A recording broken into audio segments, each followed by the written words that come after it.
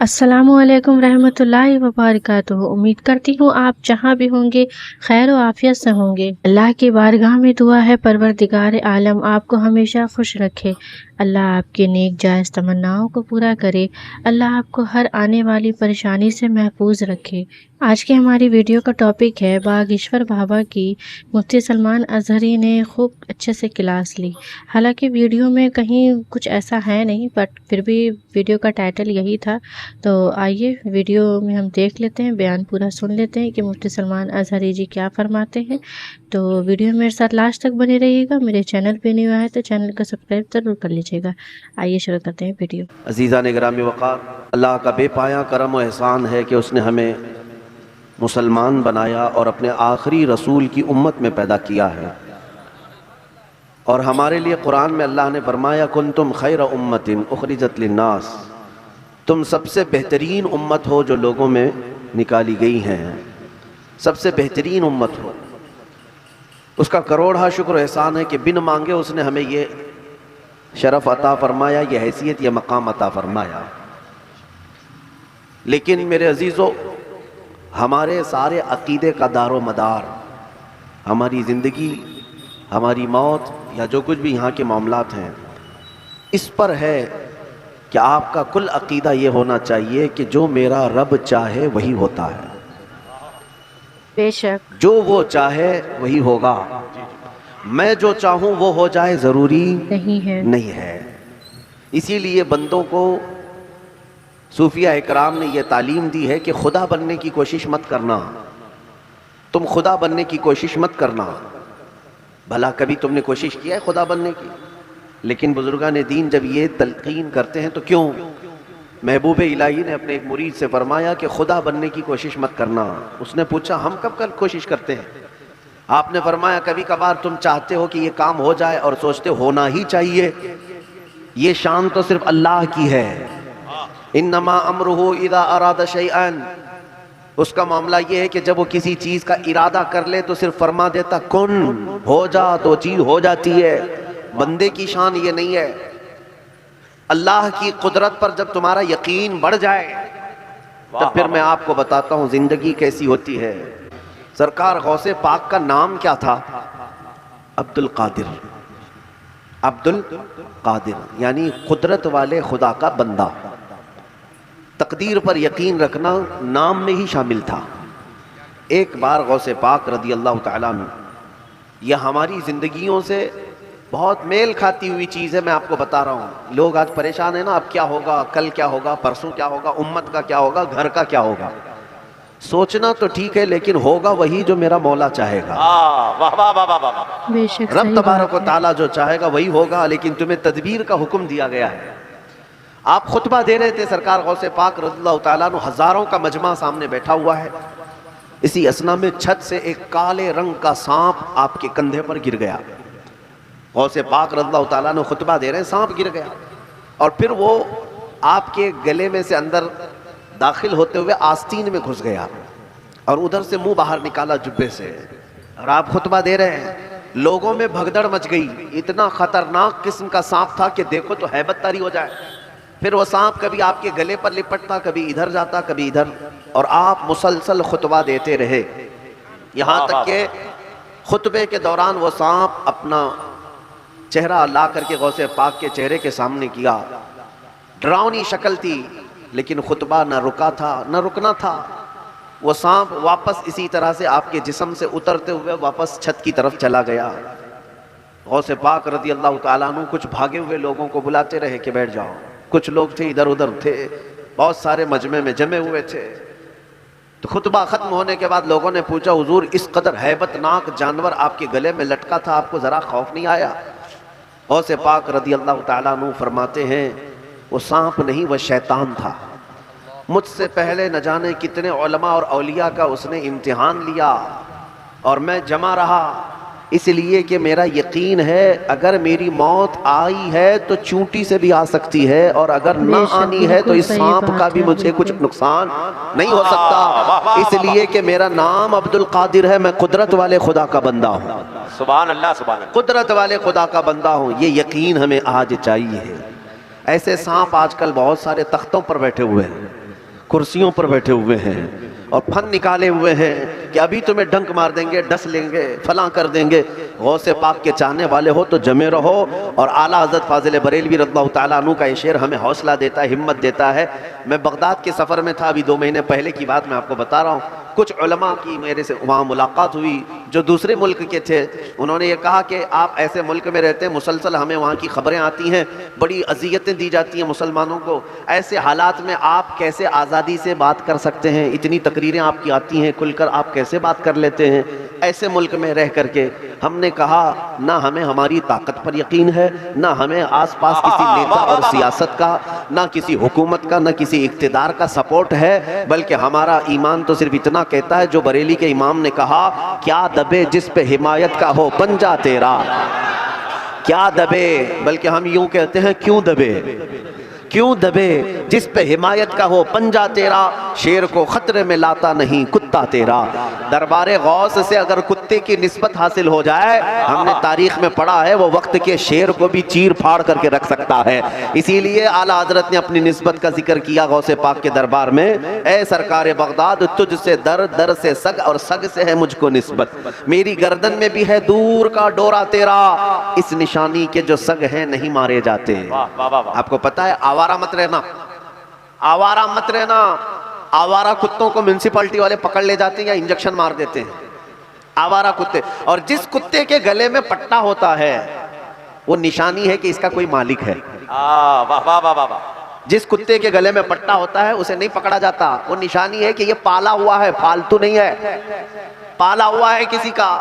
उसको ना म्युनिसिपैलिटी उठा कर ले जाएगी ना कोई दूसरा पकड़ेगा। क्यों? पट्टा डाले घूम रहा है, पट्टा डाले घूम रहा है। इसीलिए आला हज़रत फरमाते हैं इस निशानी के जो सग हैं नहीं मारे जाते। यानी जो एक पट्टा वाले जो कुत्ते हैं वो मारे नहीं जाते। और आला हज़रत फरमाते हैं हश्र तक मेरे गले में रहे पट्टा तेरा। अल्हम्दुलिल्लाह आज हमारे गले में कादरी पट्टा पड़ा हुआ है, इसलिए जालिम दूर से देखते हैं और ये कहकर छोड़ देते हैं ये बगदाद का कुत्ता है। हाँ, गौसे पाक से इसका कुछ ना कुछ रिश्ता है। इसीलिए ऐ नौजवानों यकीन पैदा करो। हमने दुनिया में देखा है, आपके इलाके में तो बहुत चलता है, यूपी में। अभी हम भदोई से, भदोई का कौन सा है, माधो सिंह, हाँ, प्रोग्राम करके निकले। हमारी कार वाले टोल से निकाल रहे थे। अक्सर जगह तो यह हाल है, टोल वालों की किसी न किसी से सोर्स लगे हुए हैं। हाँ, टोल वाले से कह दिया फलां साहब की गाड़ी है, गेट हटाओ, हम टोल नहीं देंगे। होता है, नेताजी का नाम ले लो, फलां का नाम ले लो, टोल भी हट जाता है। कई जगह पुलिस के जुर्माने और वहाँ के चालान भी छूट जाते हैं। कई जगह पकड़े जाते हैं और कहते हैं हम फलां नेताजी के सेक्रेटरी हैं, फलां हैं, फलां, कुछ ना कुछ रिश्ते निकाल लेते हैं और पुलिस वाले छोड़ देते हैं। मियाँ जब दुनिया के ये आरजी सियासी ओहदों से ताल्लुक़ पर तुम्हें इतना फ़ख्र होता है और तुम देखते हो यहाँ छूट जाया करते हैं, तो फिर जिसका ताल्लुक़ दरबारे गौस से हो, जिसका ताल्लुक़ शहंशाह बगदाद से हो, फिर उसे यूं फ़ख्र के साथ जीना चाहिए। ऐसे वैसे टोल टैक्स माफ़ कराने वाली ताकत नहीं है ये, बल्कि हज़ारों इब्लीस भी आ जाए मेरी खाक छान करके चले जाएंगे और मैं इसी तरह जमा रहूँगा। इसलिए कि उस पीर का मुरीद हो जिसने कहा था अगर मेरा मुरीद मशरिक़ में हो और मैं मगरिब में हो, वहां अगर मेरे मुरीद का सतर खुल जाए तो मैं यहीं से उसका सतर छुपा दूंगा। आपके पास बड़ी ताकत है, बड़ी चीज है, लेकिन यह और बात है कि एहसास नहीं हो रहा है, उसकी फीलिंग नहीं आ रही है। और हमने देखा है जिसके अंदर ये यकीन पैदा हो जाए कि दरबार गौस से मेरा ताल्लुक है, बैठते उठते मदद को या गौस अल मदद कहता भी रहता है, पुकारता रहता है, तो फिर उसको ज़माने के इन तमाम थपेड़ों से डरना भी नहीं चाहिए, खौफ नहीं रखना चाहिए। आला हजरत ने दरबारे रिसालत मुआब सल्लल्लाहु ताला अलैहि वसल्लम ने क्या अर्ज़ किया था पता है?